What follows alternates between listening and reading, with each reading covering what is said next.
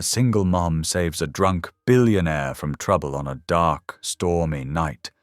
But the next day, her whole life changes. She thought she was just helping a stranger on the side of the road. But when he walks into her small-town diner the next morning, clean, sober, and smiling, everything she knows about kindness, trust, and second chances is about to be tested. He's not just any man. He's the fallen billionaire the whole world turned its back on. And now he's working in her diner, fixing her roof, and stealing her son's heart. But when reporters show up, the truth explodes across town, and the woman who once saved his life becomes the one paying the price. As the whispers grow louder and faith is pushed to its breaking point, two broken souls must decide. Can a single act of mercy really change everything? Or will her greatest kindness become the biggest mistake of her life? Tell me in the comments where you're watching from right now, and if this story speaks to you, make sure you hit subscribe so you don't miss the next one. The rain drummed against the windshield of Charlie's aging Toyota Corolla, creating a steady rhythm that matched the wiper's back and forth motion. The digital clock on her dashboard glowed 9:45, its red numbers a reminder of another long day coming to an end. Thunder rolled across the darkened Georgia sky, making the car's frame shudder slightly. Charlie Harris cleared her throat and began humming Amazing Grace under her breath, trying to keep her heavy eyelids from drooping. The double shift at May's diner had left her exhausted, her feet aching in her worn waitress shoes. But the extra hours meant more money for Micah's upcoming school supplies, and that thought alone kept her going. Just 15 more minutes, she whispered to herself, squinting through the rain-streaked windshield. The familiar country road stretched ahead, lined with towering pine trees that swayed in the wind. Lightning flashed, illuminating the road ahead in stark white. Charlie's heart nearly stopped. There, stumbling into her path, was a man. His dark figure wavered unsteadily, like a reed in the wind. Charlie slammed on her brakes, the car's tires struggling to grip the wet asphalt. The vehicle skidded sideways slightly before coming to a complete stop, mere feet from the stranger. "Dear Lord." Charlie's hands trembled on the steering wheel. For a moment she sat frozen, her heart thundering in her chest. The man hadn't moved from where he stood, swaying slightly in her headlights. Rain poured down his expensive-looking suit, now completely soaked through. Common sense told her to stay in the car. She was a single mother, alone on a dark road. But something in the way the man stood, lost, vulnerable, tugged at her heart. With a deep breath and a quick prayer, Charlie grabbed her umbrella and stepped out into the storm. "Sir," she called out, approaching cautiously. "Are you all right?" As she drew closer, she could see he was tall, probably in his late 30s, with dark hair plastered to his forehead. He turned toward her voice, revealing a small cut on his temple that was slowly trickling blood. "I'm fine." He slurred slightly, attempting to wave her off, but stumbling in the process. "Just taking a walk." "In this storm?" Charlie moved closer, holding the umbrella over both of them. "You're bleeding, sir. And if you'll pardon me saying so, you seem a bit unsteady." The man let out a bitter laugh that held no humor.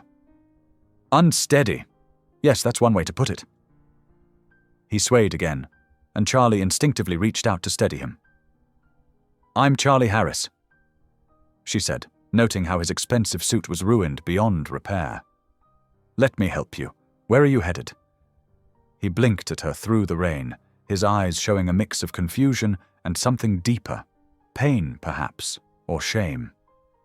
"Calvin," he managed.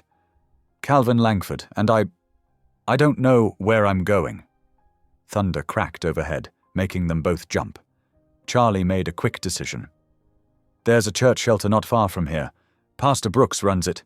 He can help you get sorted out." Calvin tried to protest, but his legs chose that moment to give way slightly. Charlie caught him, surprising herself with her strength. "This isn't up for debate, Mr. Langford. You're hurt, you're drunk, and you're going to catch pneumonia out here." She helped him to her car, grateful that she'd dropped Micah off at her neighbor's house before her evening shift. The leather seats would need some serious cleaning after this, but she couldn't leave him out here. As she helped him into the passenger seat, Charlie caught the faint scent of expensive cologne mixed with whiskey. The drive to First Grace Church was tense and quiet. Calvin sat slumped against the window, his breathing heavy but steady. Charlie kept stealing glances at him, wondering what series of events had led this clearly wealthy man to stumbling, drunk down a country road in the middle of a storm. "Why are you helping me?" His voice was so quiet she almost missed it over the rain and thunder. Charlie thought for a moment before answering. "Because someone once helped me when I needed it, and because it's what Jesus would do." Calvin made a sound that might have been a scoff or a sob.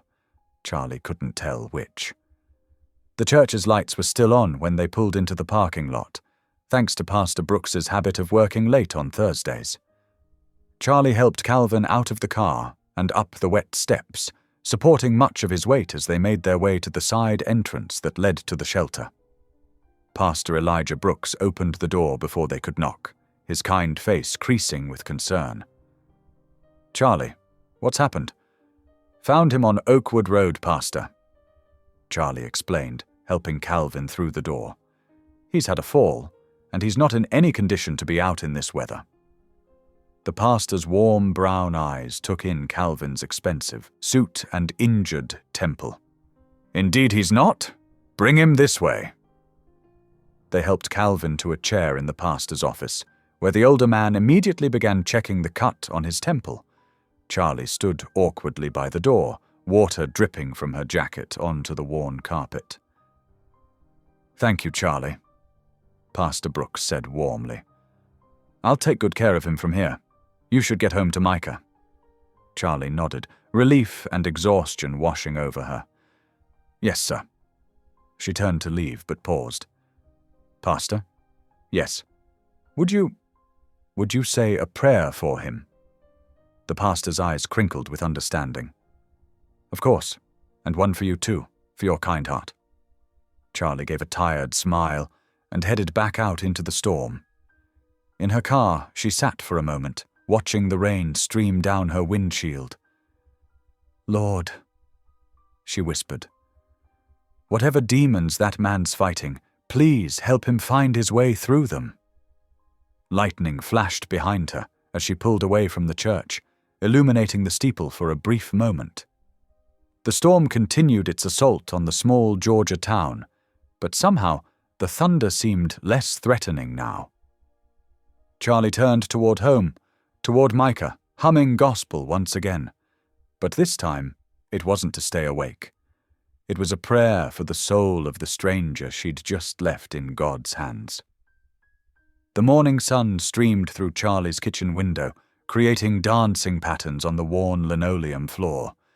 It was hard to believe that just hours ago, the sky had been angry with thunder and rain. Now everything looked fresh and clean, like God had given the world a good washing. "Micah, honey, your cereal's getting soggy," Charlie called out, watching her 6-year-old son, who was more interested in his comic book than his breakfast. The kitchen clock read 7:15, and they needed to leave in 15 minutes to make it to school on time. "But Mom, Spider-Man's about to save the day," Micah protested, his dark curls falling into his eyes as he hunched over the colorful pages. Charlie gently took the comic book and replaced it with a spoon. "Spider-Man will still be there after school, breakfast won't be." As Micah finally started eating, Charlie's mind wandered back to last night's events. The image of Calvin Langford, drenched and lost, kept floating through her thoughts. She wondered if he was okay, if Pastor Brooks had managed to help him. "Mom, you're doing it again." Micah's voice broke through her reverie. Doing what, sweetie? That thing where you look far away and worried. Micah studied her with those perceptive brown eyes that sometimes made him seem older than his 6 years. Is it about the man from last night? Charlie blinked in surprise. How did you know about that? Miss Betty told me when she dropped me off this morning. She said you helped someone in the rain. Charlie made a mental note to have a word with her chatty neighbor about discussing such things with Micah. Yes, I helped someone who needed it. Now, finish your breakfast or we'll be late. After dropping Micah off at school, Charlie headed to Main Street Diner, where she'd worked for the past 4 years. The morning sun made the chrome and glass exterior gleam, though she noticed the broken gutter hanging loose near the entrance, another item on Joe's endless repair list. Inside, the diner was already buzzing with the breakfast crowd. The smell of coffee and bacon filled the air as Charlie tied on her apron and grabbed her order pad. Charlie! Lisa, one of the other waitresses, rushed over. Her red curls bounced with excitement. Did you hear about the drunk guy Pastor Brooks took in last night? Before Charlie could respond, Mary from the kitchen joined them. I heard he was wearing some fancy suit that probably cost more than my car, she whispered conspiratorially. Ladies, Charlie said firmly, shouldn't we be serving customers instead of gossiping? But the morning crowd was eager to share their own versions of the story. Charlie heard at least 3 different accounts as she refilled coffee cups and delivered plates of eggs and pancakes. In one version, Calvin was a millionaire who'd lost everything. In another, he was running from the law. The small-town rumor mill was working overtime. The bell above the door chimed at exactly 10:30, and the diner fell suddenly quiet. Charlie turned from where she was restocking sugar packets and nearly dropped the container. There stood Calvin Langford, but he looked nothing like the man she'd rescued last night. Gone was the expensive but ruined suit, replaced by clean borrowed jeans and a simple blue button-down shirt that had to be from Pastor Brooks's donation closet. His face was clean-shaven, revealing strong features that spoke of good breeding. The cut on his temple had been properly cleaned and bandaged. But it was his eyes that caught Charlie's attention.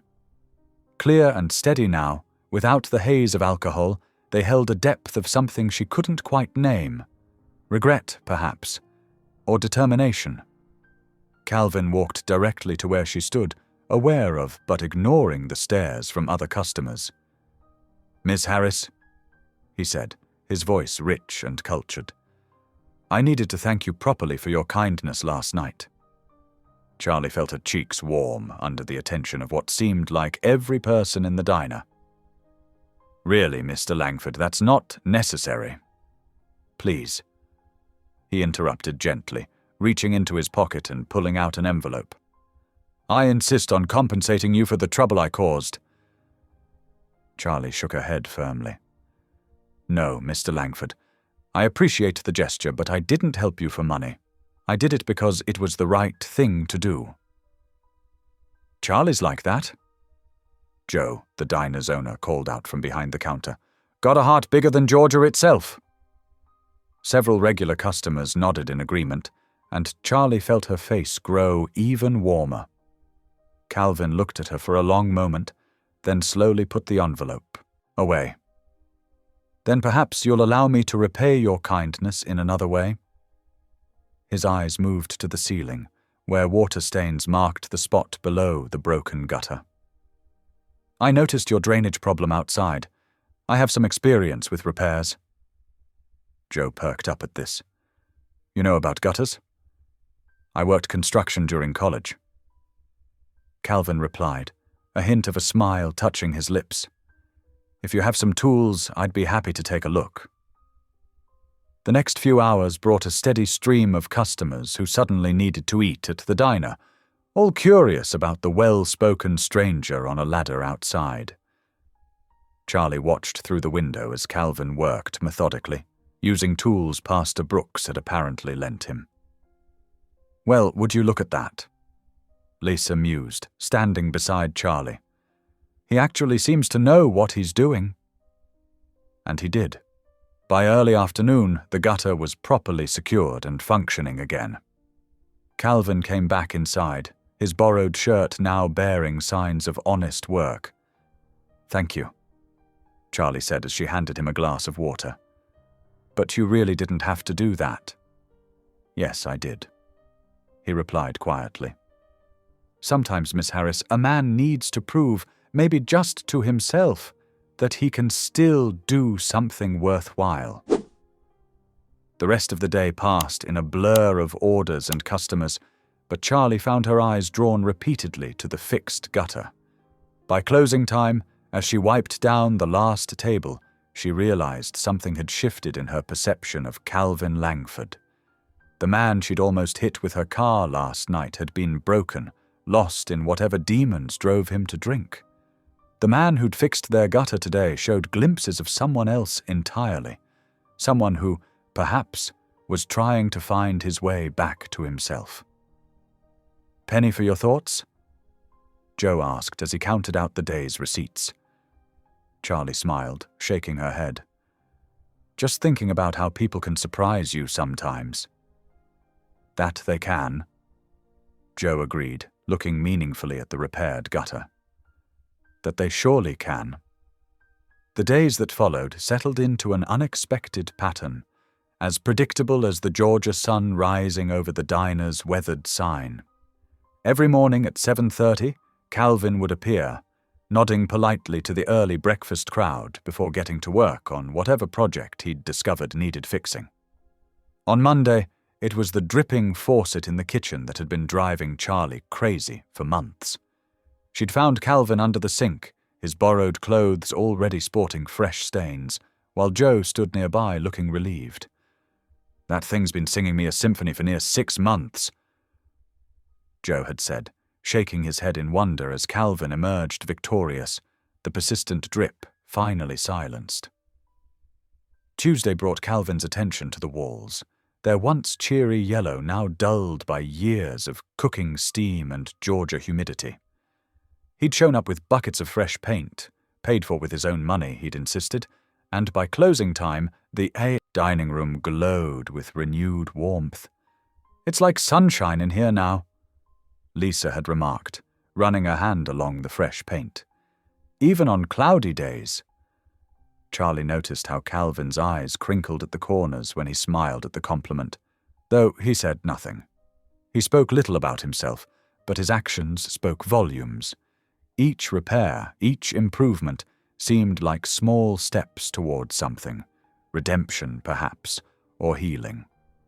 During the lunch rush on Wednesday, Charlie overheard snippets of conversation as Calvin sat at the counter, methodically working through a plate of meatloaf. Mrs. Patterson, the town's most devoted gossip, had managed to extract a few details about his past. "A tech company, you say?" she'd prompted, stirring her coffee with obvious interest. Calvin had nodded, his fork pausing briefly. "Yes, ma'am. Software development in Atlanta." His tone had been polite but final, closing the door on further questions about his previous life. The biggest change came on Thursday when Micah burst through the diner's door after school, his Batman backpack bouncing with each step. His face lit up when he spotted Calvin fixing a wobbly table near the window. "Mr. C," he'd called out, racing over with all the enthusiasm of his 6 years. "Look what I drew in art class." Charlie had watched, breath caught in her throat, as Calvin set down his tools and gave her son his complete attention. Micah proudly displayed a crayon masterpiece featuring what appeared to be a superhero wearing a tool belt. "That's you," Micah had explained seriously, pointing to the figure. "See? You're fixing things, just like a superhero." The emotion that had flickered across Calvin's face in that moment made Charlie's heart squeeze. He'd handled the drawing as if it were priceless art, carefully examining every detail while Micah provided running commentary. "This is extraordinary work, Micah," Calvin had said, his voice slightly rough. "Would you mind if I hung it up right here?" He'd gestured to the freshly painted wall near his regular spot at the counter. Micah's answering smile could have powered the whole town. That afternoon, Pastor Elijah had stopped by for his usual coffee and piece of apple pie.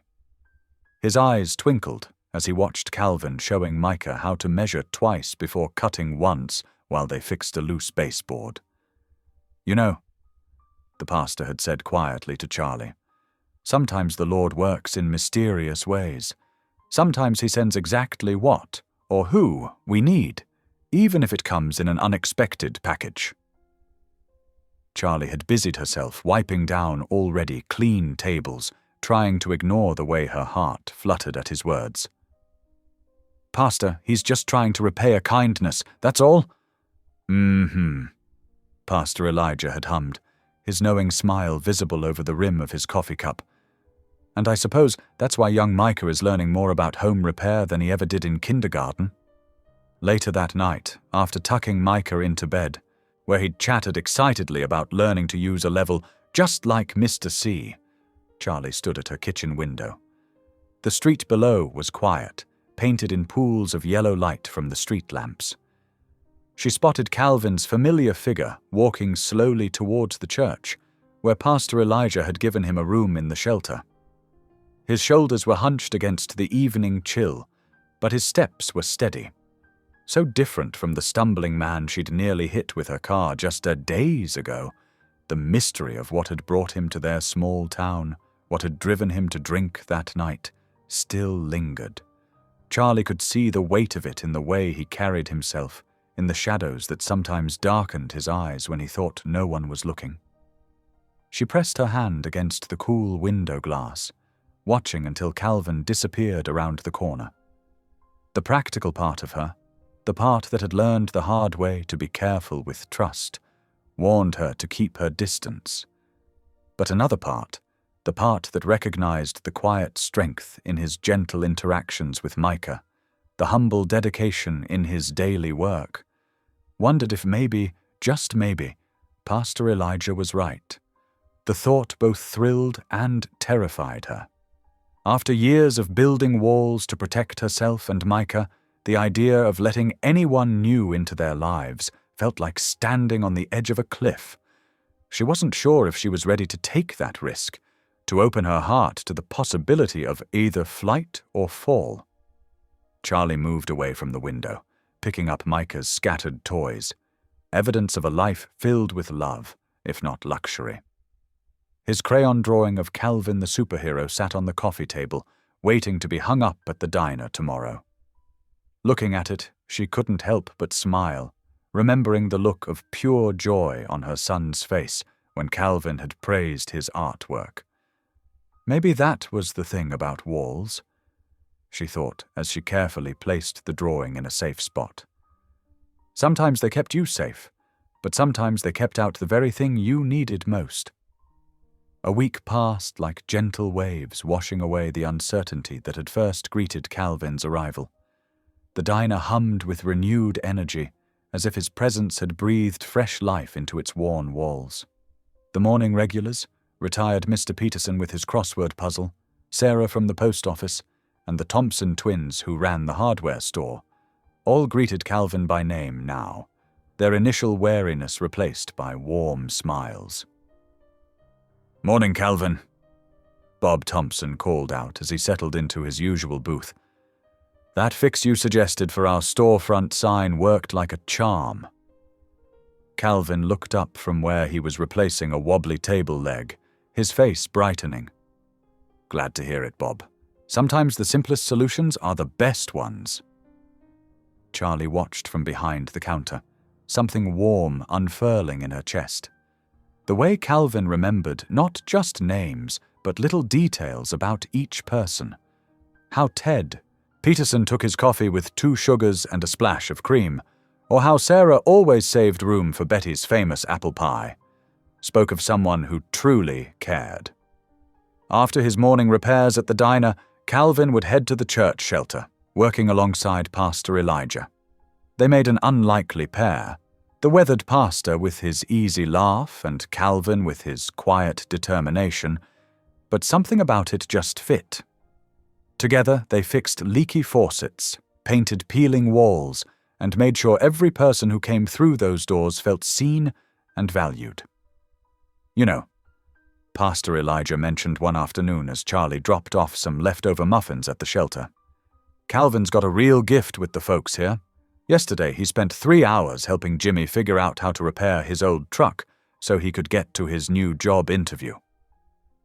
The pastor's words stayed with Charlie as she worked her afternoon shift. She found herself sharing more during the quiet moments when Calvin sat at the counter nursing a cup of coffee. Stories about her mother, how she'd taught Charlie to make biscuits just the way her grandmother had, how she'd always hummed hymns while doing the dishes. "She sounds like she was an amazing woman," Calvin said softly, his eyes gentle with understanding. "She was," Charlie replied, surprised by how easy it felt to talk about her mom now. "She always believed in me, even when I didn't believe in myself. She's the one who first put the idea of nursing school in my head." Calvin looked up from his coffee. "Is that something you'd still like to do?" Charlie paused, wiping down the counter with slow, thoughtful strokes. "Sometimes I dream about it, but with Micah and the bills." She shrugged, trying to keep her voice light. "Dreams have a way of waiting for the right time," Calvin said, and something in his tone made her look up and meet his eyes. The weekend brought clear skies and mild weather. Charlie arrived at the diner Saturday morning to find Calvin and Micah in the back lot, surrounded by wood pieces and tools. Her 6-year-old son sat cross-legged on an overturned milk crate, watching in fascination as Calvin explained each step of building a birdhouse. "See, buddy," Calvin was saying, "we need to make sure these pieces fit just right. Birds are pretty particular about their homes." Micah nodded solemnly. "Just like Mama checks if my room is clean?" Calvin's laugh rang out, clear and genuine. "Exactly like that." Charlie stood in the doorway, watching as Calvin guided Micah's small hands in holding the nail straight, showing him how to tap it gently with the hammer. Her son's face was scrunched in concentration, his tongue poking out slightly, a habit he'd inherited from her. "We did it!" Micah exclaimed as the final piece came together. His triumphant grin was matched by Calvin's proud smile. "Sure did, champ. Now, where should we hang it?" They decided on a spot near the old maple tree, where morning sunlight would warm any future feathered residents. The sound of their shared laughter, drifting through the open kitchen window as they worked, made the diner feel more like home than it had in years. Later that evening, without really planning to, Charlie found herself saying, "Would you like to join us for dinner? Nothing fancy, just beef stew and cornbread." The surprise and pleasure that lit up Calvin's face told her she'd made the right choice. Their small kitchen table felt cozier somehow with him there, passing the cornbread and listening to Micah's detailed plans for attracting birds to their new house. The stew was nearly gone when Micah, with the unfiltered honesty of childhood, looked up at Calvin and asked, "Mr. C, were you lonely before you met us?" The question hung in the air like suspended dust motes catching the last rays of sunset through the window. Charlie watched Calvin's face, saw the flicker of deep emotion before he managed a sad smile. "More than you could imagine, buddy," he answered softly.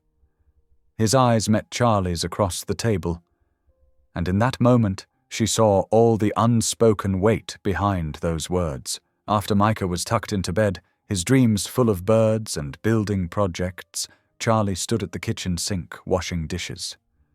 Calvin dried them quietly beside her, their movements falling into an easy rhythm.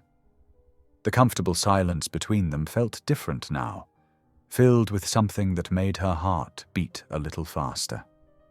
As she handed him the last plate, Charlie realized that the tight knot of fear she'd carried for so long had begun to loosen. In its place was something she hadn't dared to feel in years. Hope.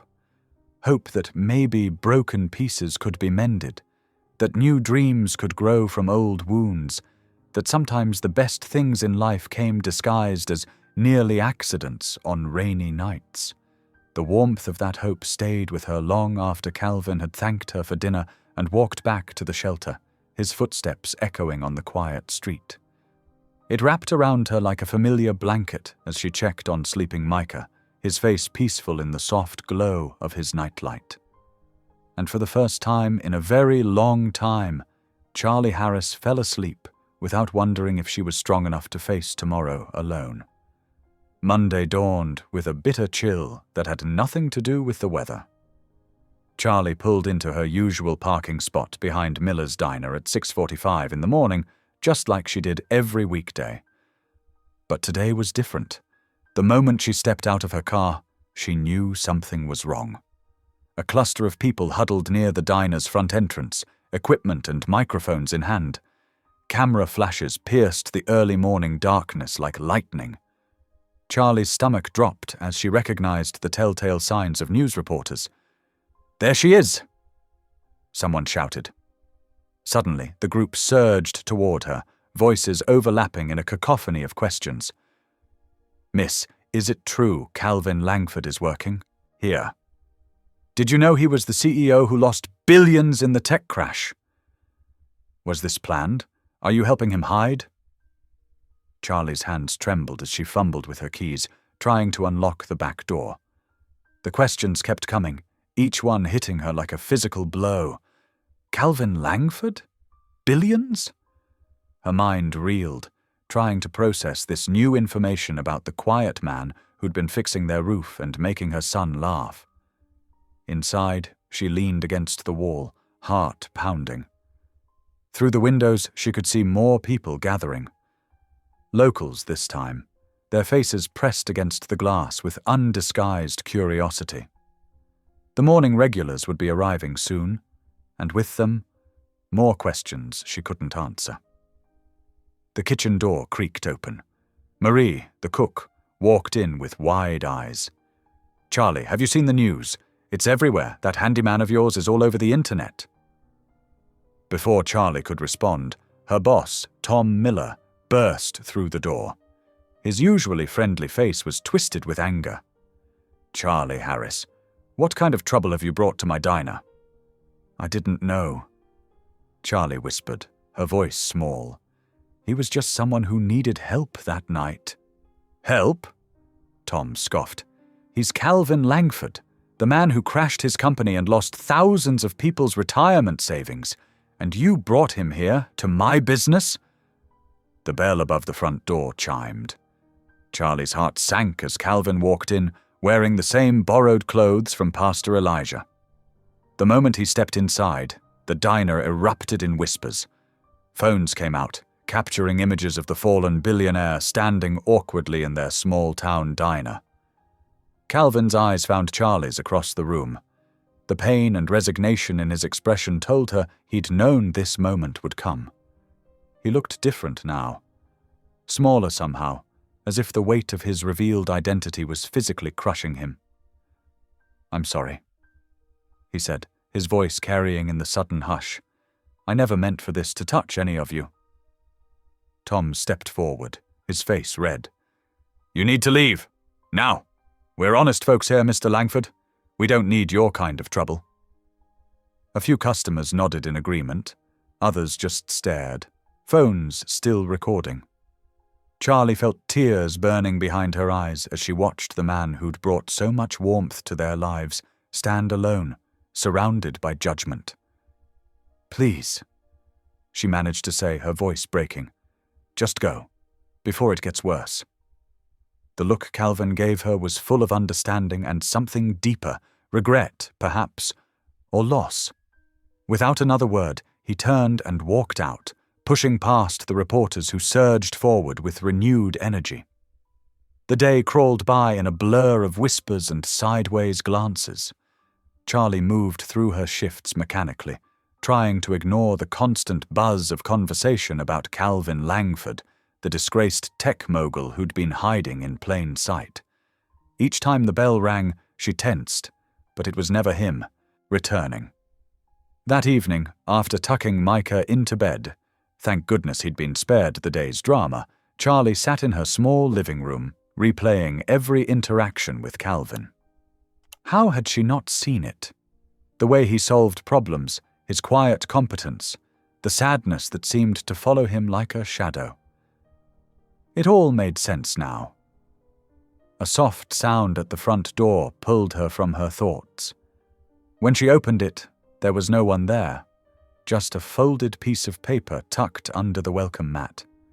With trembling fingers, she opened it to find Calvin's neat handwriting. "You saved me, Charlie. I just didn't know how to save you back." The words blurred as tears filled her eyes. Outside, rain began to fall, pattering against the windows in a familiar rhythm. Charlie sank into her worn armchair, clutching the note to her chest as quiet sobs shook her shoulders. The same rain that had brought Calvin into her life was now washing away his footprints. As lightning flickered in the distance, Charlie stared out into the darkness, wondering if she'd ever see him again. The night seemed emptier somehow, as if all the hope and warmth of the past weeks had been nothing but a dream.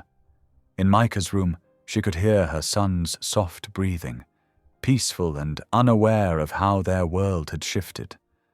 The birdhouse Calvin had helped him build would still hang behind the diner, waiting for spring visitors that might never come. And Charlie would keep working her shifts, serving coffee and pie, trying not to look up every time the bell chimed above the door. The rain fell harder now, drumming against the roof like nature's own lonely heartbeat. Charlie sat in the darkness, holding Calvin's last words, feeling the weight of everything that had been lost in a single morning. Sometimes, she thought, the hardest part of helping someone wasn't the act itself. It was letting them go when the world demanded it.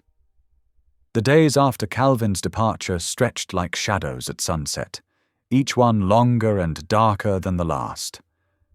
Charlie moved through her shifts at the diner like a ghost, serving coffee and taking orders with mechanical precision while trying to ignore the whispers that followed her every move. The usually bustling diner had grown quieter. Regular customers who once filled the booths now trickled in sporadically, their conversations hushing when Charlie approached. The empty seats seemed to mock the vibrant atmosphere Calvin had helped create just days before. "Did you hear?" one elderly woman whispered to her friend, loud enough for Charlie to hear as she wiped down a nearby table. She harbored that criminal, knowing full well who he was, probably hoping for some of his stolen money. Charlie's hand tightened around the dish rag, her knuckles turning white. She'd heard variations of this story all week, each version painting her as either a fool or a conspirator. The truth, that she'd simply helped a stranger in need, seemed too simple for people to accept. The morning rush had dwindled to a handful of customers when Pastor Elijah walked in, his weathered face creasing into a gentle smile as he spotted Charlie. He settled into his usual spot at the counter, removing his hat and placing it beside him. "Coffee, Pastor?" Charlie asked, already reaching for the pot. "Please." He watched as she filled his cup, noting the dark circles under her eyes. "You're carrying too much weight on those shoulders, child." Charlie glanced around the half-empty diner, her voice barely above a whisper. "The whole town thinks I'm either stupid or corrupt. Business is down 30%. Tom's talking about cutting hours." She blinked back tears. Maybe they're right. Maybe I should have known better. Pastor Elijah took a slow sip of his coffee, his eyes kind but firm. "You know what I see when I look at you, Charlie Harris? I see someone who did exactly what Jesus asked us to do. Help those in need, without judgment or condition." "But he lied to us," Charlie protested weakly. "Did he?" The pastor set down his cup. "Or did he simply not tell us everything? There's a difference between hiding and healing, Charlie. Sometimes people need space to remember who they are before they can face who they've been." A young couple walked past the window, peering in curiously before hurrying along. Charlie's shoulders slumped. The gossip gets worse every day. Yesterday, someone said I must have known who he was all along, that we were planning some kind of scam. People's opinions don't define your faith, Charlie. They don't define your heart. Pastor Elijah reached across the counter to pat her hand. What matters is what God knows about your intentions, not what people assume about them. The truth of his words settled over her like a warm blanket, easing some of the tension she'd been carrying. Still, the diner felt emptier than ever, the space where Calvin used to sit particularly vacant. That evening, as Charlie tucked Micah into bed, he clutched his favorite stuffed bear close. "Mama," he asked, his young voice full of innocent concern, "when is Mr. C coming back? He promised to help me paint the birdhouse we made." Charlie's heart clenched. She sat on the edge of his bed, running her fingers through his soft hair. "Oh, sweetheart," she said softly. "Mr. C needs some time to sort things out. He'll come back when he's ready to be the man God's calling him to be." "Is that soon?" "I don't know, baby. But we can pray for him, can't we?" Micah nodded solemnly. "I already do. Every night." Charlie kissed his forehead, fighting back tears at her son's pure heart. "That's perfect, sweetie. That's exactly what he needs." After Micah fell asleep, Charlie sat in her small living room, the silence pressing in around her. The local news had run another story about Calvin that evening, revealing he had checked himself into New Hope Rehabilitation Center on the outskirts of town. The reporter's tone had been skeptical, suggesting it was just another publicity stunt from the fallen billionaire. But Charlie knew better. She'd seen the genuine change in Calvin during his time at the diner, the way he'd stopped hiding behind fake smiles, how he'd started looking people in the eye again. She'd witnessed his gentle patience with Micah, his quiet determination to fix things that were broken. Those weren't the actions of someone putting on a show. In her kitchen drawer, she still had the note he'd left. Sometimes, late at night, she'd read it again, trying to understand the man who'd brought such unexpected light into their lives, only to disappear like morning mist. Walking to the window, Charlie picked up a simple white candle, one of many her mother had left her, and lit it carefully. The flame flickered against the darkness outside, a small beacon of hope in the night. She placed it on the windowsill, remembering how her mother used to say that candles were prayers made visible. "Lord," she whispered, watching the flame dance, "please give Calvin the strength to heal. Help him find his way back to the man you created him to be." She paused, her voice catching. "And Lord, help me stay strong in my faith, even when others doubt. Help me remember that your love is bigger than any mistake, any judgment, any fear." The candle burned steadily, its light reflecting in the window glass. Somewhere across town, in a room at New Hope, Calvin was taking his first steps toward redemption. Charlie prayed he could feel the warmth of her candle, the strength of her belief in his ability to change. Outside, crickets chirped their evening song, a reminder that life continued its steady rhythm regardless of human drama. Charlie stayed by the window, watching the flame and remembering her mother's words about hope being strongest in the darkest times. The candle would burn through the night, a silent prayer for both of them to find the peace they sought. Calvin in his journey toward redemption, and Charlie in her unwavering faith in the goodness of helping others, no matter the cost. The Georgia summer crept by like molasses, thick with humidity and whispered gossip. Charlie's routine became a carefully orchestrated dance between her diner shifts and evening nursing classes at the community college. Some days, she felt like she was running on nothing but coffee and determination. "Order up!" she called, balancing 3 plates along her arm with practiced ease. The breakfast rush kept her moving, kept her mind from wandering to empty seats at the counter. The regulars had slowly returned, though their eyes still occasionally drifted to the spot where Calvin used to sit. Micah's drawings of birds, inspired by the birdhouse he and Calvin had built, hung proudly on the diner's bulletin board. Sometimes Charlie caught herself staring at them during quiet moments, remembering the sound of her son's laughter mixing with Calvin's patient instructions. The bell above the door chimed, and past her. Elijah walked in, his familiar weathered face creased with what looked like contained excitement. Charlie's heart skipped a beat. She'd learned to read the subtle shifts in the pastor's expressions over the years. "Got a minute, Charlie?" he asked, settling into a booth away from the counter crowd. She glanced at the clock. "I can take my break now." Untying her apron, she called to her co-worker. "Sarah, can you cover my section for 15 minutes? Sliding into the booth across from Pastor Elijah, Charlie noticed he was holding an envelope. Her hands trembled slightly as he placed it on the table between them. "This came to the church office," he said softly. "From New Hope Rehabilitation Center." Charlie stared at the envelope, Calvin's neat handwriting spelling out her name. The paper was crisp, official-looking. How is he?" she managed to ask. "Why don't you read it yourself?" Pastor Elijah's eyes twinkled with gentle encouragement. With careful fingers, Charlie opened the envelope. The letter inside was 3 pages long, written in the same precise handwriting as the envelope.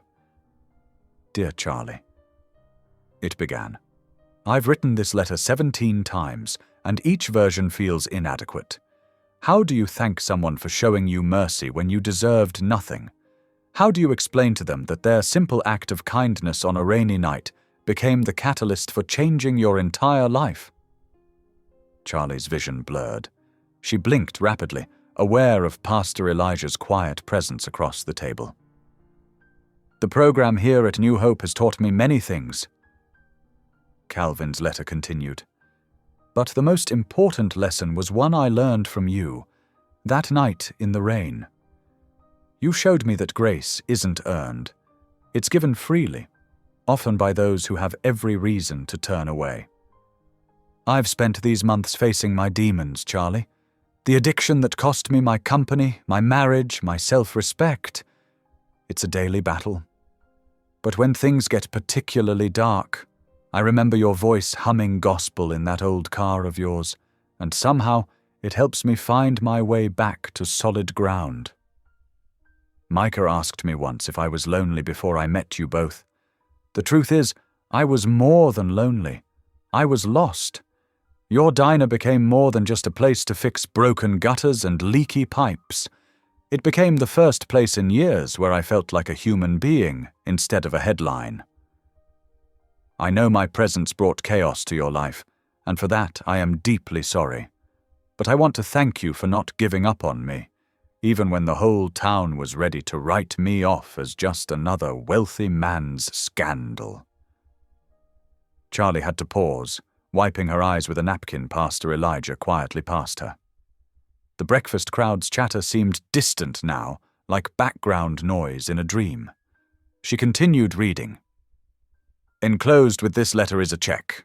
Before you protest, and I know you will, please hear me out. It's not charity, and it's not an attempt to buy forgiveness. Consider it an investment in someone who showed me what real faith looks like. The amount should cover your final semester of nursing school tuition. Your dream of becoming a nurse isn't just about earning more money. I saw that in your eyes every time you talked about it. It's about helping people, about being there for them in their darkest moments. You've already proven you have that gift. This is just removing one obstacle from your path. I'm learning that true redemption isn't about grand gestures or public statements. It's about quiet choices, daily commitments to be better than we were yesterday. You taught me that. Take care of yourself and Micah. Tell him his birdhouse buddy is getting stronger every day. With deepest gratitude, a friend who finally found peace." Charlie's hands shook as she looked at the check paper clipped to the last page. The amount made her gasp. It was exactly what she needed for her final semester, down to the last dollar. I can't accept this," she whispered, pushing the check toward Pastor Elijah. The pastor's weathered hands stayed firmly in his lap. "Charlie," he said gently, "remember what we talked about regarding grace? That it's a gift, not a transaction." She replied automatically, words from their many conversations over coffee and pie. "Exactly. And sometimes the harder thing is not giving grace, but accepting it when it's offered to us." He leaned forward, his eyes kind but firm. "Calvin needs to do this, Charlie. Not just for you, but for himself. It's part of his healing, part of making amends and moving forward." Charlie looked down at the check again, remembering all the late nights studying after Micah was asleep, the constant juggling of bills, the dreams that seemed just out of reach. What will people say? She wondered aloud, thinking of the gossip that had barely begun to die down. "People will always talk," Pastor Elijah said, rising from the booth. "But God doesn't call us to live by their opinions. He calls us to walk in faith and accept His blessings, even when they come through unexpected channels." Later that afternoon, Charlie stood in line at the bank, Calvin's check clutched in her hand. Each step forward felt heavy with meaning, with choice. When she finally reached the teller's window, she took a deep breath. "I'd like to deposit this, please," she said quietly, sliding the check across the counter. As the teller processed the transaction, Charlie silently promised herself, and Calvin, that she would use this gift exactly as it was intended. Not for money's sake, but for faith's sake. For the chance to help others the way she'd helped him that rainy night. Back at home that evening, she hung Calvin's letter on her refrigerator, right next to Micah's latest drawing of the birdhouse. The paper caught the last rays of sunset streaming through her kitchen window, and for a moment everything seemed to glow with possibility. Spring arrived in Georgia like a gentle awakening, bringing with it warm breezes and the sweet scent of magnolia blossoms. The seasons had turned slowly since Calvin's letter, each day bringing Charlie one step closer to her dream. Now, on graduation day, she stood in front of her mirror, adjusting the navy blue nursing pin on her white uniform. "Mama, you look like an angel!" Micah exclaimed, bouncing on her bed in his Sunday best, a crisp button-down shirt and khaki pants that still showed traces of yesterday's playground adventures. Charlie smiled, her heart full. "Thank you, sweetheart. Now, remember what Pastor Elijah said about sitting still during the ceremony?" "Yes, Mom." Micah nodded solemnly, though his legs still swung with barely contained excitement. "But can I cheer when they call your name?" "Of course you can, baby." She reached out to smooth his cowlick, a gesture that made him giggle and duck away. The graduation ceremony itself passed in a blur of emotion. The community college auditorium was packed with proud families, the air heavy with perfume and expectations. When Charlie's name was called, Micah's enthusiastic, "That's my mama," rang out clear and true, followed by whoops and hollers from her church family. Pastor Elijah's deep "Amen" carried above it all. Later that afternoon, as Charlie changed back into her regular clothes, she found a small package in her locker. Inside was a vintage nursing pin, obviously well loved, with a note in Pastor Elijah's familiar scrawl. "Found this in the church donation box. The donor said it belonged to Clara Harris. Your mama would be proud." Charlie's vision blurred with tears as she pinned it beside her new one. It felt like a blessing from beyond, a reminder that her mother's spirit lived on in every life she would touch. The celebration dinner at the diner was Pastor Elijah's idea. "Full circle," he'd said with a knowing smile. "Right where it all began." The place had been transformed since those rainy days when Calvin first appeared. The roof never leaked anymore, the walls gleamed with fresh paint, and even the ancient coffee maker worked better than ever. The spring evening air drifted through open windows as familiar faces filled the booths. Miss Betty, the retired schoolteacher who'd watched Micah after school while Charlie studied, brought her famous peach cobbler. Tom from the hardware store, who'd given Charlie discounted textbooks his daughter no longer needed, sat sharing stories with other regulars. Micah darted between tables, proudly showing everyone his mother's graduation photos. The jukebox, another of Calvin's fixing projects, played soft gospel tunes that reminded Charlie of driving through rainstorms and humming to keep awake. To our newest nurse. Pastor Elijah raised his coffee cup in a toast. Charlie Harris, you've shown us all what faith and determination can do. The bell above the door chimed, nearly lost in the chorus of congratulations. But Charlie heard it. She always had, ever since that night she'd helped a stranger, out of the rain. The conversations hushed one by one, like a wave of silence spreading across the diner. There in the doorway stood Calvin Langford. Gone was the lost soul from that stormy night, replaced by a man who stood tall and steady. His simple jacket and pressed shirt spoke of quiet confidence rather than wealth. His eyes, once clouded by shame and alcohol, now shone clear and bright. The silence held for one heartbeat, two, then broke into spontaneous applause. Calvin's face flushed, but his smile remained genuine as he made his way through the crowd. Mr. C. Micah launched himself forward, and Calvin caught him in a warm embrace. Hey, buddy. Calvin's voice was thick with emotion. Look how tall you've gotten. Charlie stood frozen, joy and surprise warring in her chest. When Calvin finally reached her, his eyes were warm with unshed tears. You clean up pretty nice, she managed to say, making him laugh. You were right, Charlie, he said softly. God wasn't done with me, not by a long shot. They hugged then, a proper hug between friends who had seen each other through darkness into light. When they pulled apart, Calvin's expression turned serious but excited. I have something to tell you, all of you. He addressed the room. These past months in recovery, I've been thinking about purpose, about making amends in ways that matter, and I realized that sometimes the best way forward is to look back at where you started. He pulled out a folder from his jacket. The town council approved it this morning. We're renovating the old clinic on Pine Street. State-of-the-art facilities, but keeping the same mission.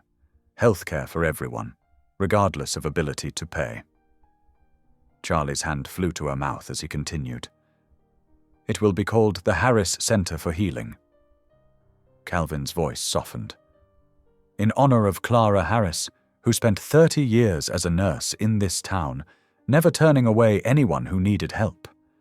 Her daughter reminded me what that kind of compassion looks like. The diner erupted in cheers and congratulations. Pastor Elijah's eyes twinkled as he watched Charlie process the news. She touched her mother's nursing pin, feeling its weight against her heart. Mama would have loved this, she whispered. I hope so, Calvin replied earnestly. The contractor starts next week. And he hesitated, then continued. We'll need good nurses who understand what it means to serve with both skill and heart. Miss Betty began playing Amazing Grace on the jukebox, and soon voices joined in, filling the diner with harmony. Charlie looked around at the faces of her community, Pastor Elijah's gentle wisdom, Micah's uncontained joy, Calvin's hard-won peace, and all the others who had helped her reach this moment. The spring breeze carried the scent of magnolias through the open windows, and somewhere in the distance, thunder rolled, not threatening now, but promising new life, new growth, new beginnings.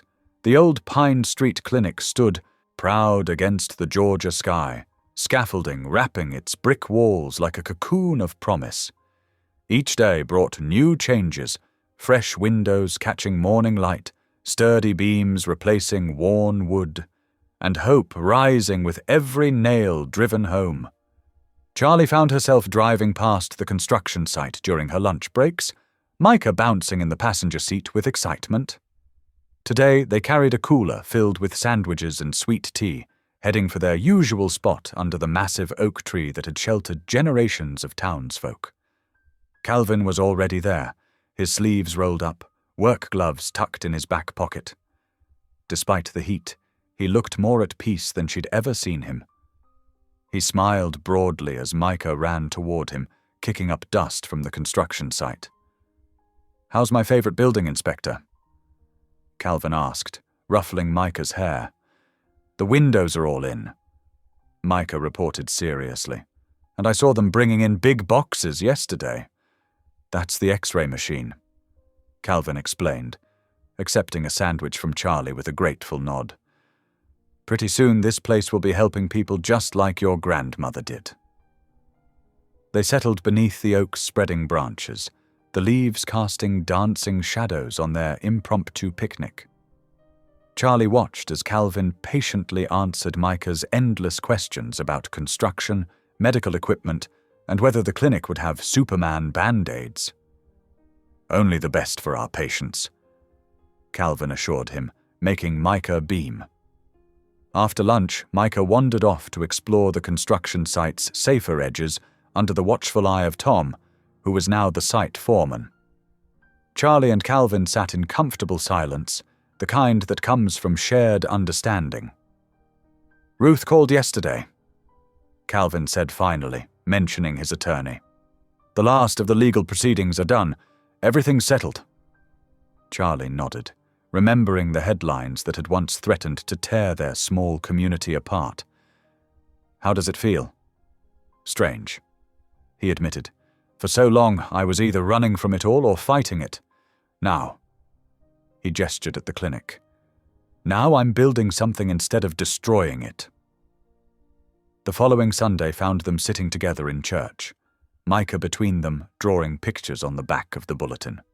Pastor Elijah's sermon spoke of new foundations built on solid ground, and Charlie couldn't help but smile at the timing. After service, they joined the congregation for potluck lunch in the church basement. The same people who had once whispered about Calvin now passed him dishes of fried chicken and cornbread, asking about the clinic's progress and sharing stories about Clara Harris's kindness. As spring deepened into summer, their routine grew comfortable. Charlie would arrive at the clinic site after her shifts, sometimes still in her scrubs from the hospital where she now worked. Calvin would show her the day's progress, his eyes lighting up as he described future plans for community, health programs, and educational outreach. One particularly warm evening, they sat on the clinic's newly finished front steps. Micah had fallen asleep on a blanket nearby, his toy stethoscope still clutched in his hand. "I never told you about the day it all fell apart," Calvin said quietly, his voice barely carrying over the evening crickets. "The company board meeting where they showed me the proof, how I'd let pride blind me to risks, how I'd gambled with people's livelihoods because I thought I knew better than everyone else." Charlie listened, letting him find his way through the words. "I lost everything that day. The company, my reputation, my self-respect. Started drinking to numb the shame. Kept telling myself I could fix it, right up until I couldn't even fix myself." His hands trembled slightly. "Sometimes, especially at night, I get terrified it's going to happen again. That I'll mess this up too, disappoint everyone who's trusted me with a second chance." Charlie was quiet for a moment, watching fireflies dance in the gathering dusk.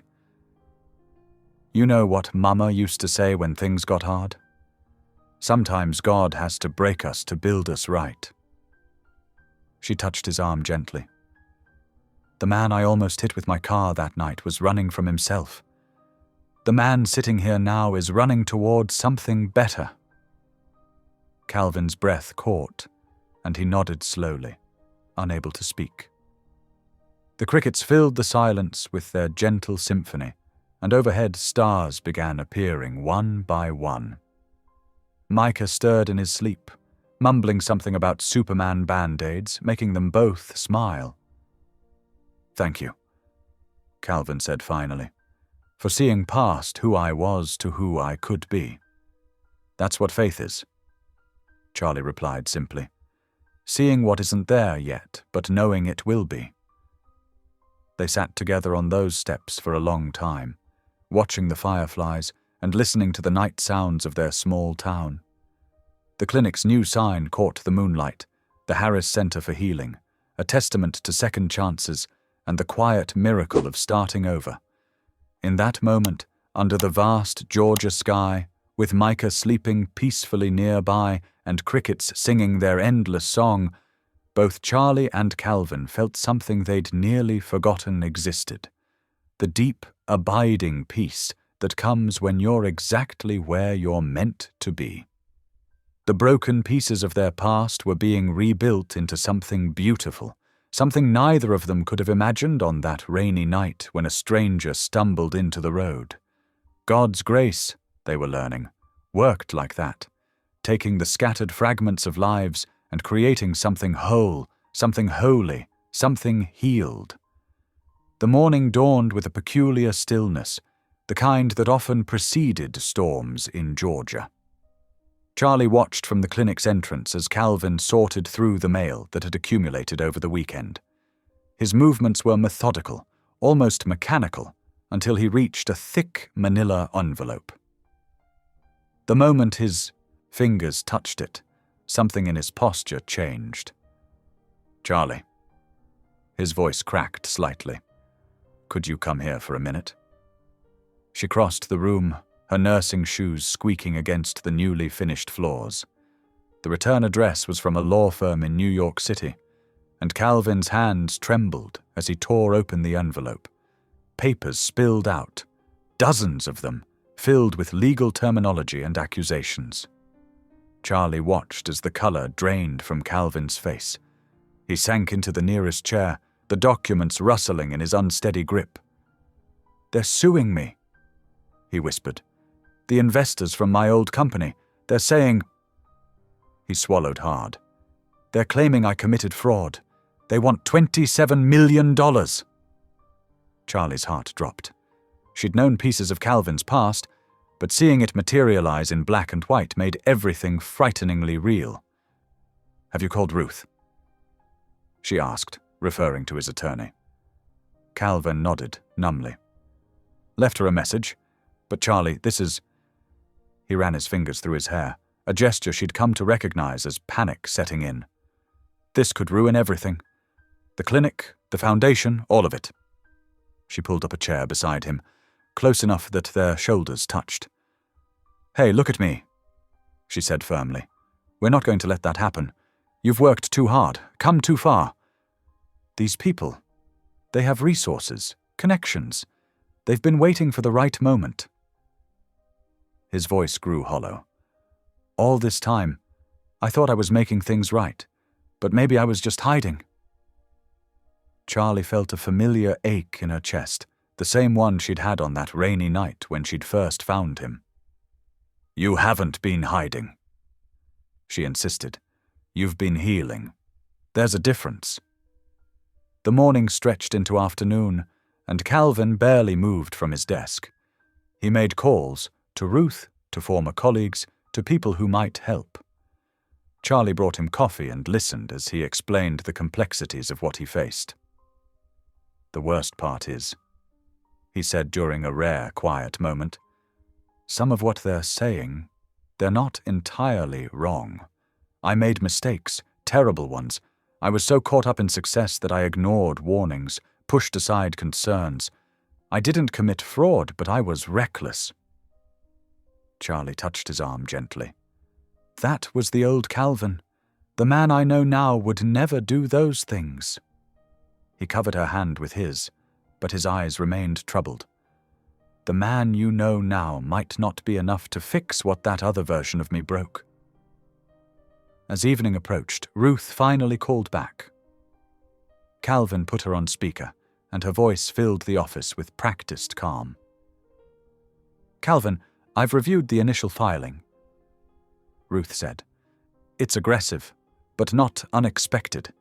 We knew something like this might come. The question is, are you ready to face it?" "What are my options?" Calvin asked, though his tone suggested he already knew the answer. "You need to come back to New York," Ruth replied. "We can fight this, but I need you here. There are depositions, meetings, evidence to review. This isn't something we can handle long distance." Charlie watched Calvin's face as Ruth outlined the timeline. She saw the old fear creeping in, the same look he'd had when the reporters first discovered him. But there was something else, too. Determination. After ending the call, Calvin stood by the window, watching the sunset paint the clinic's sign in shades of gold. "I have to go," he said quietly. "I know," Charlie replied, her heart heavy but steady. "How long?" "Ruth says it could be months." He turned to face her, his eyes pained. "Charlie, I need you to understand something. What I built here, this clinic, these relationships, you and Micah, it's the first real thing I've done in years. The first thing that wasn't about money or power or proving something." She nodded, fighting back tears. "Then fight for it. Show them who you are now." That evening, after closing the clinic, Calvin drove Charlie home. Micah was playing in the front yard, his toy cars making tracks in the dirt. When he saw them pull up, he ran to Calvin with the unguarded joy only children possess. Calvin knelt down, drawing Micah into a tight hug. "Hey, buddy," he said, his voice thick with emotion. "I need to tell you something important." Micah looked up at him with those wise eyes that seemed to understand more than they should. "You're going away, aren't you, Mr. C?" Calvin nodded. "Just for a while. There are some things I need to take care of in New York. But I promise you something." He held out his pinky finger, a gesture that had become their special ritual. "I'll come back when it's time." Micah wrapped his small finger around Calvin's. "Cross your heart?"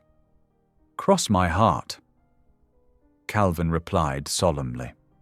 The goodbye stretched into evening.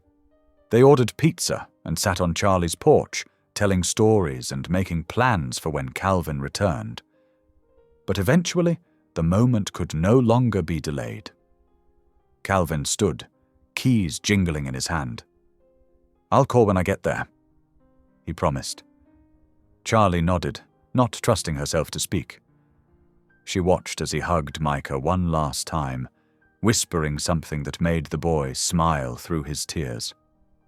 Then Calvin was walking to his car, each step seeming to cost him something precious. As he opened the door, he turned back. "Charlie." "Yes? Thank you. For everything." The words held worlds of meaning. She managed a smile. "Just come back to us." The engine started, and Charlie held Micah close as they watched Calvin's car move down the country road, the same one where their story had begun months ago. The setting sun caught his tail lights, making them glow like dying embers. Long after the car had disappeared, Charlie and Micah stayed on the porch, listening to the crickets begin their evening song. The road stretched empty before them, but Charlie held on to hope. Sometimes, she thought, the hardest part of faith was believing in the return. Georgia night settled around them, soft and familiar. Somewhere in the distance, thunder rumbled, another storm approaching. But Charlie had learned that storms didn't last forever. Sometimes they cleared the air, making room for something new to grow. The August heat settled over the small Georgia town like a heavy blanket. Charlie Harris stood at the clinic's window, watching dust motes dance in the afternoon sunlight. 3 weeks had passed since Calvin's departure, and his absence left an unexpected hollowness in their daily routines. She pulled another chart from the stack on her desk, trying to focus on the tasks at hand. The clinic hummed with quiet activity. The soft beep of monitors, the murmur of voices in examination rooms, the gentle whoosh of the air conditioning fighting against the summer heat. "Miss Harris?" Martha, the elderly receptionist, poked her head in. "Your 4 o'clock is here." Charlie nodded, grateful for the distraction. "Send them in, please." As she treated patients throughout the day, Charlie found herself channeling a deeper well of compassion than she'd known she possessed. When Mrs. Jenkins came in worried about her arthritis, Charlie took extra time to explain the exercises, demonstrating them herself. When young Tommy Miller arrived with a scraped knee from falling off his bike, she told him stories while cleaning the wound, making him laugh through his tears. "You remind me of an angel," Mrs. Jenkins said as she was leaving. "This place feels different now, warmer somehow." Charlie smiled, though her heart ached. The warmth Mrs. Jenkins felt came from lessons Calvin had taught her without words, about taking time, about seeing people instead of problems. That evening, after closing the clinic, Charlie sat at her desk and pulled out her writing paper. It was her 5th letter to Calvin, though none of the previous 4 had received responses. Still, she wrote, "Dear Calvin, the clinic misses you. Mrs. Jenkins asked about you today. Remember how you fixed her screen door last month? She says it hasn't squeaked since. Micah drew another picture for your office. I've put it with the others, waiting for your return. I hope you're finding your way through whatever storms you're facing in New York." She sealed the envelope, adding it to her purse to mail in the morning. The setting sun cast long shadows across her desk, reminding her it was time to pick up Micah from his after-school program. The drive home was quiet, filled with Micah's chatter about his day and the radio playing soft gospel in the background. As they pulled into their driveway, Pastor Elijah was waiting on their porch, a covered dish in his hands. "Thought you might appreciate some of Sarah's chicken pot pie," he said, referring to his wife's famous recipe. "Pastor Brooks!" Micah ran up for a hug, which the pastor returned warmly. Inside, as they shared the meal, Charlie couldn't help but notice how Micah kept glancing at the empty chair where Calvin used to sit during their dinner gatherings. "Any word from New York?" Pastor Elijah asked gently, after Micah had gone to wash up. Charlie shook her head. "Nothing. I write, but—" She trailed off, fighting the worry that crept into her voice. "Charlie." Pastor Elijah leaned forward, his kind eyes serious. "Faith doesn't work by sight, only by love. Remember that. But what if he's forgotten us?" The question slipped out before she could stop it. "The man I saw leave here 3 weeks ago, he hasn't forgotten. Sometimes the hardest battles are fought in silence." Later that evening, Charlie sat with Micah on their front porch swing, his favorite storybook open between them. The crickets provided a gentle backdrop to her voice as she read about brave knights and dragon adventures. "Mama?" Micah interrupted during a pause between pages. "Yes, baby." "Do you think Mr. C misses us?" His small face was serious in the porch light. Charlie pulled him closer, breathing in the sweet scent of his shampoo. "I think he misses home," she said softly, surprising herself with the truth in those words. When had their little corner of Georgia become home to Calvin? After tucking Micah into bed, Charlie returned to the porch. The night air was heavy with jasmine and memories. She thought about Calvin's first morning at the diner, how he'd shown up clean-shaven and determined to make amends. She thought about the way he'd taught Micah to build that birdhouse, his patience never wavering as small fingers struggled with the hammer. Taking out her notebook, she began to write one more letter.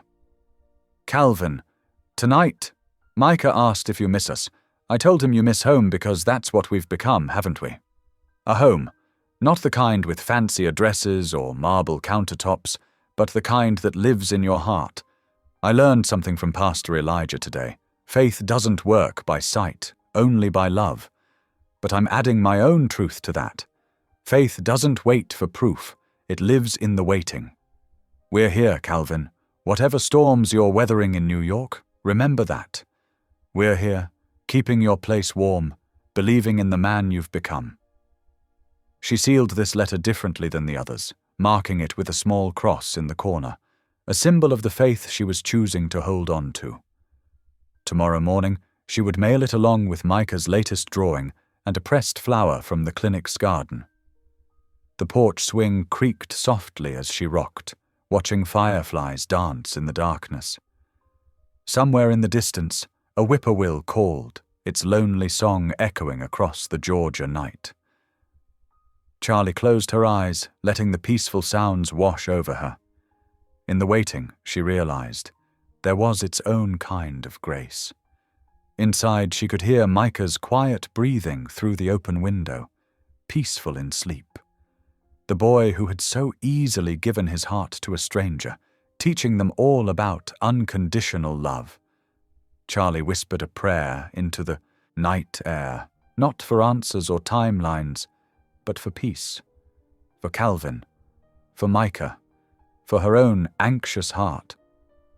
The moon rose higher, casting silver light across the familiar street where their story had begun on that rainy night. Charlie stayed on the porch a while longer, holding on to faith in the quiet moments between tonight and whatever tomorrow might bring. The next morning dawned warm and clear. Charlie tucked both letters into her purse, determined to mail them before heading to the clinic. As she drove Micah to school, he chatted about his upcoming science project, his resilient spirit a reminder that life continued to move forward, even in the waiting. At the post office, Charlie hesitated for just a moment before dropping the letters into the mailbox. The metal door clanged shut with a finality that echoed in her chest. But this time, instead of worry, she felt peace. Whatever came next, they would face it with the same faith that had brought them this far. The trees along Main Street turned to gold and crimson as autumn settled over their small Georgia town.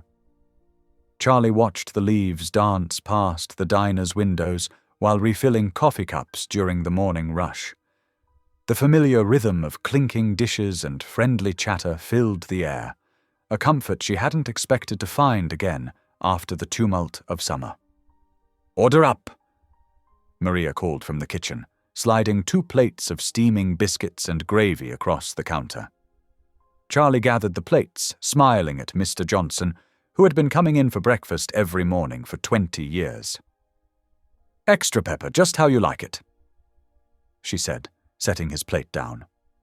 "You're an angel, Charlie," he replied, his weathered face crinkling with warmth. "How's that clinic of yours doing?" "Busy," she answered, straightening her apron. "We're seeing more patients every week. It's good work." She didn't mention how every time the clinic door opened, her heart would skip a beat, hoping to see Calvin's familiar silhouette. The Harris Center for Healing, as the sign read, stood as both a blessing and a reminder of his absence. The diner had recovered its reputation after the media storm died down. Regular customers returned, drawn back by good food and better company. Some even asked about Calvin now and then, their voices gentle with concern rather than curiosity.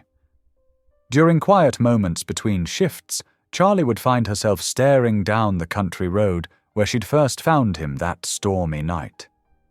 The memory felt both sharp and distant, like a photograph fading at the edges but still clear at its heart. One crisp morning, Pastor Elijah stopped by the diner, ordering his usual black coffee and wheat toast. His presence had become an anchor during these waiting months.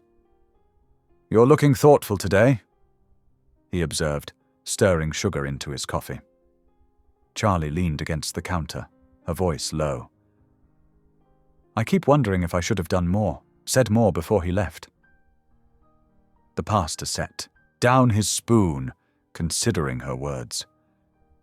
"You know, Charlie, sometimes God's silence is part of his plan, like the quiet before a symphony begins, or the stillness before dawn. But how do we know the difference between God's silence and just Silence? Faith isn't about knowing, he replied, his eyes kind. It's about trusting even when we don't understand the rhythm of his timing. The weeks flowed by like the creek behind the church, steady and unchanging. Charlie divided her time between the diner and the clinic, finding purpose in both. She watched Micah grow taller, his questions about Calvin becoming less frequent, but no less poignant. At the clinic, she treated scraped knees and flu symptoms, offering comfort along with care. Sometimes, late in the afternoon, she would touch the wall where Calvin had helped hang the first picture, a simple print of a sunrise over Georgia pines. His fingerprints were there, invisible but present, like so much else he'd left behind. Winter crept in slowly, bringing with it grey skies and a bone-deep chill that seemed to settle into the town itself. Charlie's letters to Calvin remained unanswered, but she kept writing, sending pieces of their daily life north to New York, Micah's report card, a pressed leaf from the maple tree by the clinic, stories of healing and hope from the patients they served. One evening, as she was closing up the clinic, Pastor Elijah appeared at the door, stamping snow from his boots. "Thought I might find you here," he said, unwinding his scarf. "Working late again?" Charlie nodded, organizing patient files. "Just trying to keep busy." "You know," he began, settling into one of the waiting room chairs, "I've been thinking about Joseph, Mary's Joseph. He had to wait too, not understanding God's full plan, but he stayed faithful, even when the path ahead seemed dark. At least he had an angel to guide him." Charlie replied, managing a small smile. "Who says you don't? Angels come in many forms. Sometimes they're 6-year-old boys who believe without question, or communities that hold you up when you're weary." As Christmas approached, the town transformed. Wreaths appeared on doors, and lights twinkled in windows. The diner served peppermint hot chocolate, and Micah's excitement grew with each passing day. Christmas Eve arrived with a hush, bringing with it the first real snow of the season. Charlie helped Micah button his coat before heading to the evening church service. The boy's eyes sparkled with wonder at the soft flakes falling in the glow of street lamps. The church glowed with candlelight, its wooden pews filled with familiar faces. Charlie sat next to Miss Martha, who had been bringing her chocolate chip cookies since the media circus died down. Micah nestled against her side, his small hand warm in hers. Pastor Elijah stood at the pulpit, his voice carrying through the hushed sanctuary as he read the Christmas story. Charlie closed her eyes, remembering other Christmas Eves, before Calvin, before the clinic, before she understood that sometimes love meant letting go. When the congregation began singing Silent Night, the melody wrapped around her like a familiar embrace. Micah's sweet voice joined in, slightly off-key but pure in its joy. Charlie held her candle, watching the flame dance, and found herself praying for Calvin. But this time, her prayer was different. She didn't ask for his return or for answers to her questions. Instead, she prayed for his peace, wherever he was, for his healing, whatever form it needed to take, for his joy, even if it led him down paths she couldn't follow. "Thy will be done," she whispered as the last notes of the hymn faded away. Outside, snow continued to fall, covering the world in gentle white, making everything old seem new again. The candlelight cast soft shadows on the faces around her, faces that had judged, then forgiven, then supported her through months of uncertainty. In their midst, she felt a different kind of peace settling over her heart, like the snow settling on the quiet town outside. Micah squeezed her hand, looking up at her with those trusting eyes that reminded her so much of simpler times. "Mama," he whispered, "can we make hot chocolate when we get home?" Charlie smiled, drawing him closer. "Of course, baby, with extra marshmallows." The snow fell steadily as the congregation filed out of the church, their breath visible in the cold air.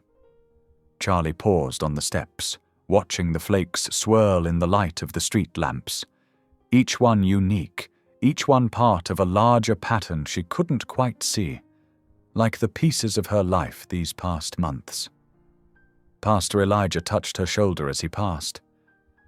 "Merry Christmas, Charlie. Remember, sometimes the greatest gifts come in the waiting." She nodded, holding Micah's hand as they made their way home through the gentle snowfall. The town was quiet, peaceful, wrapped in white and wonder. And for the first time in months, the silence didn't feel empty. It felt full of possibility, like a prayer waiting to be answered in God's own time. The Georgia spring arrived like a watercolor painting, washing away winter's gray with soft pastels. Early morning sunlight spilled across the clinic's garden, where Charlie and Micah were planting flowers, bright marigolds and purple petunias that would welcome patients throughout the coming months. "Careful with those roots, sweetie," Charlie guided, watching Micah's small hands pat soil around a delicate plant. The 6-year-old had grown taller over the winter, but his gentle touch remained the same. "Like this, Mama?" he asked, creating a little dirt barrier around the flower. "Perfect." Charlie wiped her brow, enjoying the fresh morning air. The clinic's white walls gleamed behind them, the name Harris Center for Healing catching the sunlight. Though Calvin had been gone for months, his presence lingered in every brick, every helping hand the center extended to those in need. The peaceful morning silence broke with the sound of tires on gravel. Charlie looked up, squinting against the sun as a black SUV pulled into the parking lot. Her heart skipped, not from fear, but from a feeling she couldn't quite name. The driver's door opened, and time seemed to slow. A familiar figure stepped out, older than she remembered, steadier somehow. Calvin stood there in a simple blue shirt and khakis, his face weathered but bright with something that looked like peace. Charlie froze, her gardening trowel suspended in midair. Micah looked up from his flowers, his face breaking into a broad smile. "Mr. C," he shouted, scrambling to his feet. Calvin's smile widened as he walked toward them. "I told you I'd come back," he said softly, his voice carrying across the spring morning. Charlie slowly stood, dirt on her knees, flowers forgotten. She couldn't move, couldn't quite believe what she was seeing. Calvin looked different, not just older, but transformed. The haunted look that had shadowed his eyes was gone, replaced by something steady and sure. Micah reached him first, throwing his arms around Calvin's waist. Calvin laughed, a free, genuine sound that echoed off the clinic walls. "You've grown about a foot, buddy," he said, ruffling Micah's hair. "We planted flowers," Micah announced proudly, pointing to their morning's work. "And I lost 2 teeth, and I'm learning multiplication." "That's impressive," Calvin said, but his eyes were on Charlie, who still hadn't moved from her spot among the flower beds. Finally, she found her voice. "You're here," she said simply. He nodded, taking a few steps closer. "I'm sorry it took so long, but I needed to make things right. Really right this time." The news spread through town like wildfire, the way news always did. By afternoon, Pastor Elijah had called an impromptu gathering at the church, where Calvin stood before the community that had once sheltered him in his darkest hour. "The truth is," he explained to the packed pews, "what looked like an ending was actually a beginning. Those months in New York weren't just about clearing my name, they were about understanding what really matters." He went on to tell them everything. How he'd worked with his attorney, Ruth Mendez, to expose the corruption that had nearly destroyed him. How they'd uncovered evidence of fraudulent activities by former board members who had tried to frame him. The court case had been long and complex, but in the end, justice prevailed. But winning wasn't enough. Calvin continued, his voice steady. I realized I had a choice. I could return to my old life of wealth and power, or I could use what I'd learned to make a real difference. That's when he revealed his plan, HopeWorks, a foundation dedicated to helping single parents and veterans find meaningful employment and stable housing. The foundation would provide job training, childcare assistance, and affordable housing solutions. And the first branch, he announced, looking directly at Charlie, will be right here, where I found my own hope again. The church erupted in applause, but Charlie barely heard it. She was too busy trying to process everything, the magnitude of what Calvin had accomplished, the depth of his transformation, the way he'd turned his trials into triumph for others.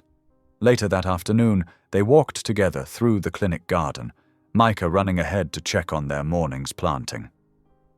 I want you to help run it, Calvin said quietly. The foundation needs someone who understands both struggle and strength, someone who knows how to see the best in people, even when they can't see it in themselves. Charlie stopped walking, tears filling her eyes. She remembered that rainy night months ago when she'd found a broken man on a dark road. Now here he stood, whole and purposeful, offering her a chance to help others find their way home too. You kept your promise, she whispered. Every single one, he replied. And I plan to keep making them. To this community, to the people we'll help, and... He paused, taking a deep breath. To you and Micah, if you'll let me. The spring breeze carried the scent of newly planted flowers, and somewhere in the distance church bells rang. Charlie looked at the clinic, at Micah tending to his plants, at the man who had walked through fire and come out refined. Tears spilled onto her cheeks as she realized that sometimes the longest waits led to the greatest gifts, and that God's timing was always perfect, even when it felt like silence. She reached for Calvin's hand, feeling its steady warmth. Yes, she said simply. Yes to all of it.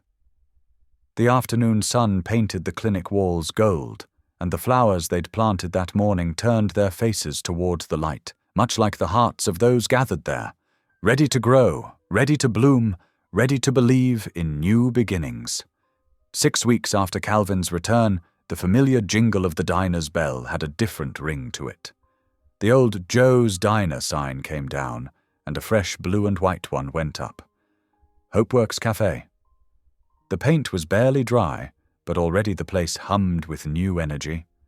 Inside, 23-year-old Sarah, a single mum of twins, learned to operate the espresso machine with trembling but determined hands. You're doing great, Charlie encouraged, showing her again how to steam the milk just right. Sarah's eyes sparkled with tears. I never thought anyone would give me a real chance, she whispered. At another counter, James, a former veteran who'd struggled with addiction, carefully arranged fresh-baked muffins in the display case. His hands, once shaky from withdrawal, now moved with purpose. Calvin stood nearby, teaching him the pricing system with patient attention. Remember, Calvin said warmly, everyone who walks through that door deserves the same respect we needed when we were finding our way back. The cafe buzzed with activity.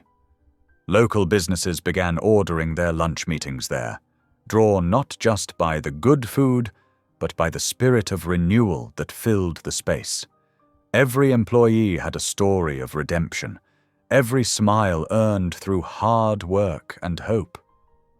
Micah darted between tables, his small frame practically vibrating with excitement. Welcome to HopeWorks, he'd announced to newcomers. My mom helps people get better here. His pride was infectious, making even the most hesitant customers smile. Charlie managed the health outreach section from a small office that used to be the diner's storage room. She coordinated with local clinics, arranged health screenings, and helped employees navigate insurance paperwork. The walls were covered with resource pamphlets, and encouraging notes from those who'd found their footing through the program. Pastor Elijah became a regular fixture, claiming his usual corner booth where he'd spend hours talking with anyone who needed guidance. "This," he'd say, gesturing around the bustling cafe, "this is a miracle of ordinary kindness. God works through coffee cups and conversation just as surely as through grand gestures." Evening brought its own kind of magic. After the dinner rush, Calvin would roll up his sleeves and pitch in wherever needed. He'd fix wobbly chairs with tools kept under the counter, swap stories with customers while clearing tables, and even jump on dish duty without hesitation. One night, as Charlie counted the day's receipts, she caught Calvin watching her from across the room. There was something in his gaze, not the desperate longing of a man seeking salvation, but the peaceful gratitude of someone who'd found his purpose. When their eyes met, he smiled and went back to wiping down tables, humbled but visibly content in the simple work. The transformation spread beyond the cafe's walls.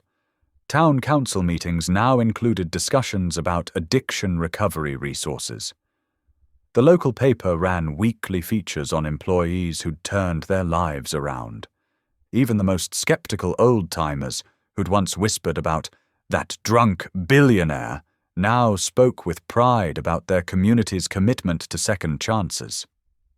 Regular customers started bringing in job postings they'd spotted, leaving them on a community board by the door. Local mechanics offered discounted car repairs to cafe employees. The high school guidance counselor volunteered weekly resume workshops.